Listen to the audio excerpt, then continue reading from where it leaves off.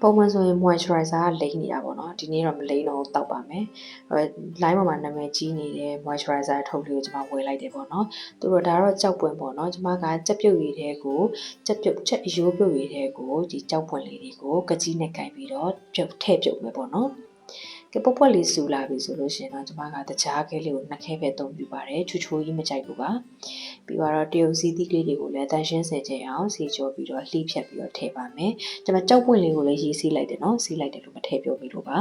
ကြောက်ပွင့်လေးလည်းရေးစီးလိုက်ပါတယ်ပြီးတော့တရုတ်စီးသီးလေးကိုလည်းစီးပြီးတော့ကကြီးလေးတွေနဲ့ကိုက်ပါမယ်ပြီးတော့ကိုကြီးဘယ်ရီလေးကိုလည်းထည့်ပါမယ်ရှင်ပြီးသွားရင်ကြားလေးပျော်သွားတဲ့အနေထားလောက်ထိကျမတို့ကြိုလိုက်မယ်ပေါ့နော်အရသာအနေနဲ့ကတော့ကျမကတော့ကြိုက်တဲ့ထဲမှာပါပါဘူးကောင်းတယ်လို့လည်းမထင်ဘူးပေါ့နော်ဒါပေမဲ့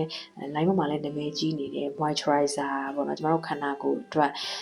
moisturizer ရစေတယ်ဆိုလို့ကျမစမ်းတောက်ကြည့်ခြင်းဖြစ်ပါတယ်ကျမနောက်ပြီးတော့မမေကိုလည်းတိုက်ချင်လို့ပေါ့နော်အဲ့တော့ကြိုက်လားဆိုရင်တော့မကြိုက်ပါဘူးဒါပေမဲ့ကျမကြီးအတွက်ကောင်းတယ်ဆိုလို့ရှိရင်တော့ကျမဆက်တော့တောက်မှာပါအဲ့တော့ကျမကြီးအတွက်လည်းကောင်းမယ်နောက်ပြီးတော့အသားရည်လည်းလှပမယ်ဆိုလို့ရှိရင်တော့မစိုးဘူးပေါ့နော်